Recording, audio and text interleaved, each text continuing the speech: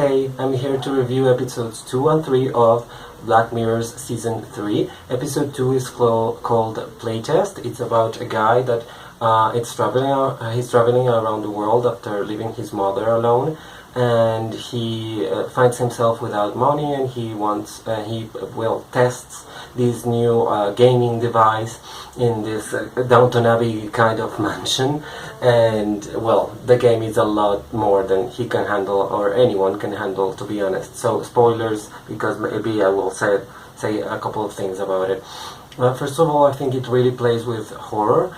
It's the effective kind of horror. I think many horror movies nowadays are trying to play on gore, like the Saw series or like the Texas Chainsaw Massacre, although that in its time was really scary. I mean, I only saw like the first scenes of the first one, like back in the 70s, and that was awful. I mean, that horrible, just horrible. But this episode of Black Mirror is not horrible, but it's just harrowing, just too harsh on everything we believe in, and it plays on our fears and plays on our on the things that we don't really want to face. And I think that's what makes you like shake at the end of the episode. You are really scared by the end, not because of what he went through, but because of what you realize about him, that his real fear, his deep fear, was not the fear of spiders, was not the fear of his high school bully, but his fear was really to leave what his father had gone through, which was Alzheimer's, and then dying. He was afraid of his mother just never getting over the death of her husband. And I think that's really hard. I mean, I think it's really heavy, and I don't know. I think it's really interesting how they manage to keep you always like centered on the episode and not like wandering around. I really liked the performances, to be honest. I don't know the name of the actor. I think his name is Wyatt Russell. I'm sure that I've seen him somewhere else. I'm sure he's like known for something else. You will tell me if that's the case, because I don't really have an idea. But yeah, he's really good, and also the girl that he meets. I think that's maybe Hannah John Kamen or Winnie Mosako. I don't know which one of them it is. But she was great. Also the lady that puts everything on him. The character that I didn't really buy into was the guy that owns like the video game company. But I don't know, his performance was kind of flawed, and what he did was actually very respected. And the thing that actually I didn't like about the episode was that it had like 3 endings, and I find that extremely annoying. The episode has for it that it seems short. Actually, it doesn't seem too long. It takes an hour, like every other episode of the series, I think, but it doesn't feel long at all until the very end, when you feel like, okay, this just has to finish, because it's really stressful. And not because it's scary, but because it's annoying that he keeps waking up and it's never the real thing. And the actual ending is kind of... I think the screenplay wasn't well written there, because it's too open, and that kind of story doesn't need an open ending. It really needs to be closed, or at least to have a little bit of more clues. I mean, the good thing is that he managed to send a picture to his friend, but that was it. So it makes you think a little bit, but not more than that. I mean, the real thing about this episode was the play on horror, on how horrible things can get if you don't face your fears, if you don't talk to people, if you don't confront whatever that it is that is haunting you in some way. I mean, I think it's a great lesson to be learned from this series. I mean, from this episode, that you really have to talk to people. You really have to talk about your feelings. You have to talk about your fears of course, with people you trust. But you have to do it, because I mean, it can destroy you. I mean, I think that's the lesson of the episode. It was very well done. and it was very scary for me because I'm shitless scared of spiders. So when the thing appeared, I actually covered my screen and I just heard what he said. I heard his description of the creature, and I didn't see it because I thought it was just too awful. So I can't see that, and this series is clear enough for me. I mean, clear enough for me when it's very horror, classic horror, because I'm fucking scared. I mean, sorry for cursing, but I have to do it. It was fucking scary at some times. I mean, when the like legs appeared, oh my god, and I saw that like at 1 a.m. So I'm not really bright. I'm seeing that this series like really late at night, so it's not really a good idea. So yeah, that's for episode number 2, playtest, and now episode number 3, shut up and dance. Fuck. I mean, sorry again for cursing, but James Watkins, who directed this episode, fucking shit, James Watkins. I mean, you're brilliant. Charlie Brooker and William Bridges, who did the screenplay, are also just mind-blowingly awesome, because they keep you on your seat the whole hour. I just see what's going on, and you just cannot take your eyes away of it. And well, the story is about basically a kid. We don't really know the age of the kid, but he's viewed through his web camera. Someone sends him a video of himself masturbating. So he's really, on edge. And the person that's sending him these text messages makes him do things and encounter other people, and ultimately just do the most horrible things for them. And with the consequence that they are playing with him, and that everything was a game, and they are going to reveal his secret all along. Before I say what the secret is, if you don't know, or you know and you know, then it doesn't matter. But I thought the great thing about the episode is that I was always with him. I mean, from the moment he was like desperate because he realized someone had taped him, I was like, my take, what I would do would be like, you know what, just release that shit. I mean, I don't fucking shit. I mean, even if someone released a tape of me having sex with someone, I wouldn't give a shit. I mean, really, I would be like, you know what, just go. I don't have anything to lose, do it.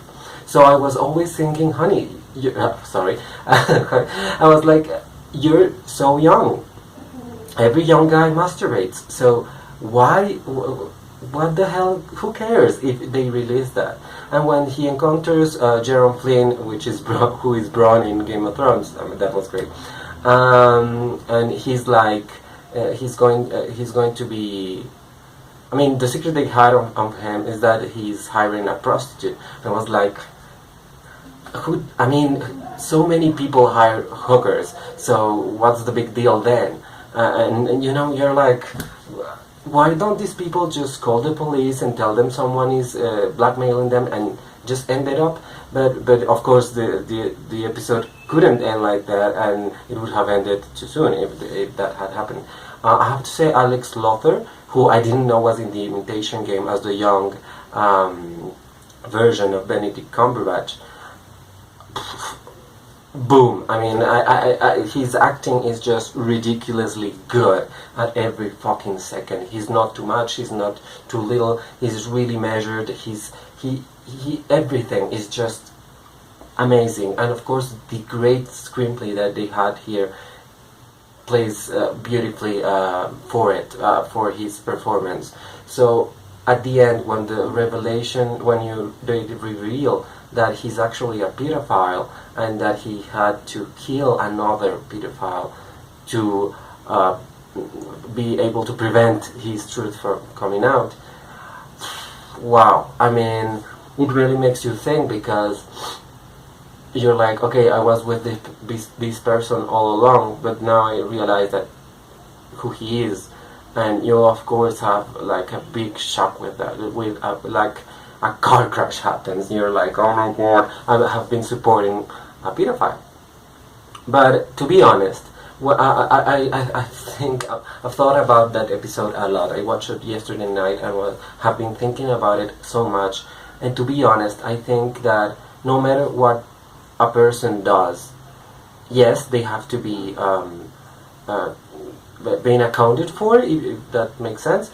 But I think that no one has the right to invade someone else's privacy, even if that privacy that you're invading is saving someone. Is not saving someone else, but capturing a criminal. I mean, it's hard. It's really a hard thing, because invasion of privacy is just wrong. Taping a person on their home doing whatever they're doing, it's wrong. I mean, it doesn't matter if it comes to if it's a good thing at the end. And some of the other people that were blackmailed, blackmailed for saying racist things. I mean, that's not something new. I mean, I'm not saying racism is good, but it's there, and we know it's there, and it's not that bad.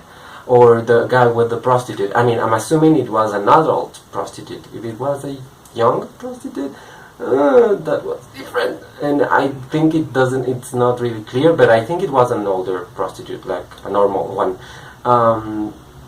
But the others, the black guy that gives him the cake, his family is yelling at him at one point, saying he's a pervert.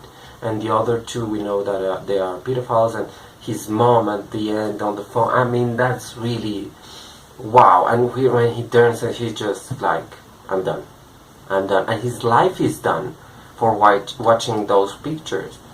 So at the end, I didn't turn on him and say like, oh, okay, I'm with the police. It's good that he no, I wasn't, because I really felt awful for him, because I don't know,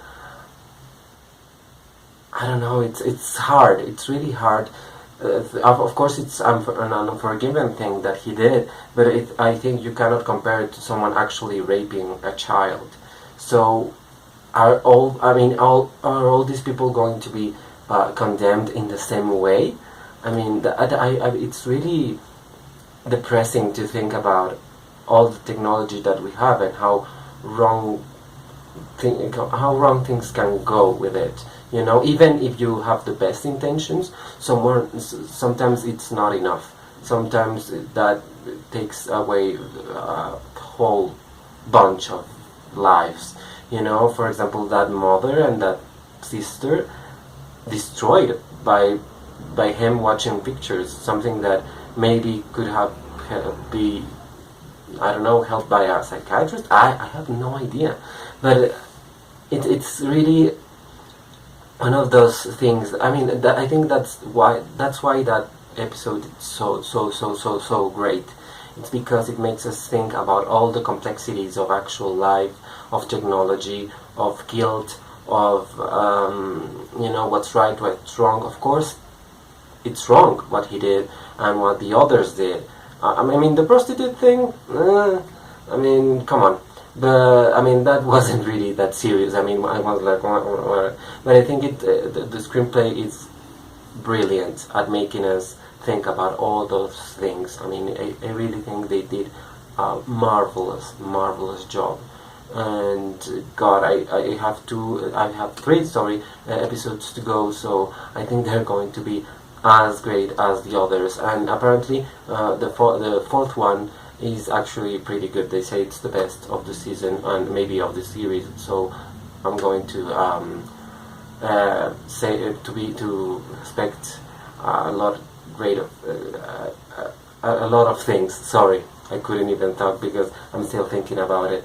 And I know that I didn't make a case for this episode or for the character or for anyone, but I think it's really hard. I think you have to punish people for the wrong things that they do, but you cannot punish people by violating them also. It's counterproductive if that makes sense. So yeah, that's my review for episodes 2, Playtest, and episode 3, Shut Up and Dance, from Black Mirror Season 3. This series is insane, and I will keep seeing the 3 remaining episodes. I don't know if in the same review or maybe in different ones, 2 and 1 or the 3 in 1, I don't know. So yeah, I will be uploading that very soon. Really good series. Oh my god, Netflix has it going on. Except for Luke Cage, which I didn't like. Bye. Please comment, like, subscribe, everything, and now bye, sorry.